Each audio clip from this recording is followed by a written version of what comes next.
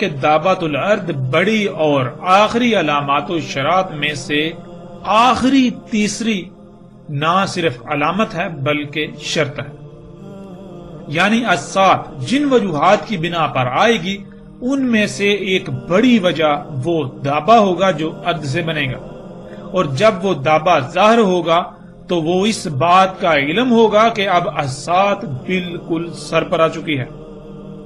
یہ بات پھر سے جان لیں اور اسے اپنے ذہن میں بٹھا لیں کہ دابت الارض اشراط السات میں سے ہے، یعنی ان عوامل، ان امور، ان مراحل میں سے ایک ہے جن کی وجہ سے السات آئے گی۔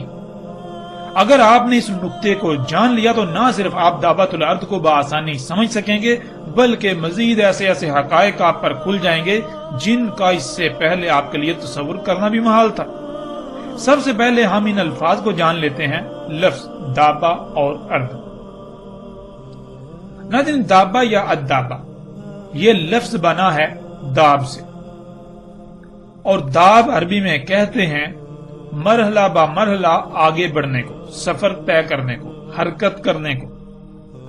یعنی اگر آپ زمین میں دیکھیں تو آپ کو مخلوقات کی ایک کثیر تعداد ایسی ملے گی جو خود بخود حرکت نہیں کرتی، یعنی ساکت مخلوقات، جیسے درخت، پہاڑ، فصلیں، پھل پھول، سمندر۔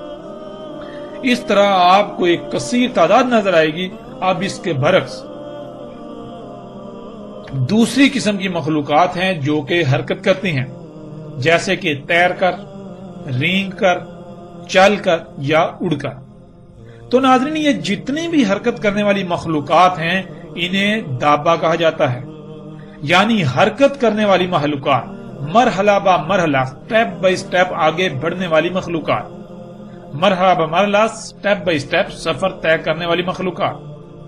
اب آپ جس زاویے سے بھی غور کریں گے تو آپ کو ان میں یہی بات نظر آئے گی، نہ صرف یہ سٹیپ بائی سٹیپ یعنی مرحلہ با مرحلہ سفر کرتی ہیں، حرکت کرتی ہیں، بلکہ یہ بالکل اسی طرح مرحلہ با مرحلہ وجود میں آئی۔ جب زمین مکمل ہوئی تو سب سے آخر میں خلا سے جمے ہوئے پانی کے شہابیوں کی بارش ہوئی۔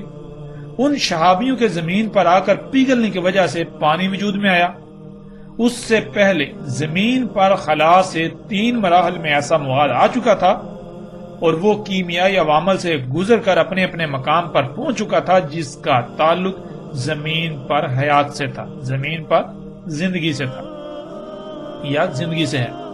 یوں زمین پر زندگی سے تعلق رکھنے والے چوتھے اور آخری مرحلے میں زمین کے پانی پر اترنے سے ان کیمیائی عناصر کے ساتھ پانی کا اختلاط ہوا تو پانی میں زندگی وجود میں آئی، یعنی پانی میں کیڑوں کی ابتدا ہوئی، وہ مرحلہ با مرحلہ آگے بڑھتی گئیں، یعنی ان میں اضافہ ہوتا چلا گیا، جسے آپ ارتقاء کا نام دے سکتے ہیں۔ یعنی لفظ داب کو جو آسان ترین معنی دیا جا سکتا ہے وہ ہے ارتقاء، اسی سے ہے دابا، یعنی سٹیپ بائی سٹیپ، مرحلہ با مرحلہ آگے بڑھنا۔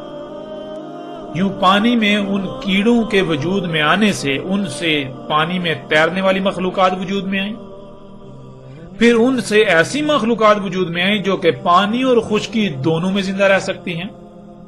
تیرنے والی مخلوقات سے رینگنے والی مخلوقات، رینگنے والی مخلوقات سے چلنے والی مخلوقات، اور چلنے والی مخلوقات سے اڑنے والی مخلوقات وجود میں آئیں۔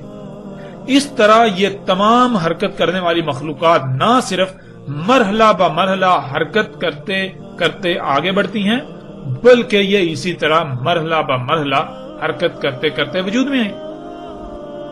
ناظرین، اس طرح یہ تمام کی تمام حرکت کرنے والی مخلوقات نہ صرف مرحلہ با مرحلہ، سٹیپ بائی سٹیپ حرکت کرتی ہیں، آگے بڑھتی ہیں، سفر کرتی ہیں، بلکہ یہ اسی طرح مرحلہ با مرحلہ حرکت کرتے کرتے وجود میں آئیں۔ اسی طرح ناظرین، ہم دیکھتے ہیں کہ اللہ سبحانہ و تعالیٰ نے قرآن میں دابا کے بارے میں کیا رہنمائی کی۔ اللہ سبحانہ و تعالیٰ نے قرآن میں دابا کسے کہا؟ ناظرین، قرآن میں 14 مقامات پر لفظ دابا کا استعمال ہوا اور اس کی جمع کا صیغہ دواب 4 مقامات پر استعمال ہوا۔ اس کے علاوہ جس سے یہ لفظ بنا یعنی دال، اس کا استعمال بھی 4 مقامات پر ہوا۔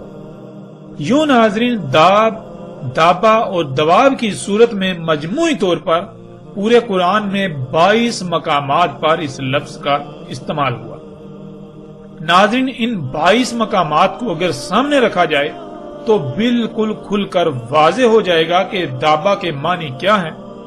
بذات خود بشر انسان کو بھی قرآن میں دابا کہا گیا، کیونکہ بشر بھی حرکت کرنے والی مخلوقات میں سے ایک ہے۔ ناظرین لفظ دابا کو سمجھنے کی غرض سے اور موضوع کی طوالت سے بچنے کے لیے ہم چند آیات پر بات کریں گے۔ باقی تمام آیات پر اِنَّا عَلَيْنَا بِيَانَهُ کے تحت قرآن پر آنے والی ایک ساتھ میں اس موضوع پر مکمل تفصیل کے ساتھ بات کریں گے۔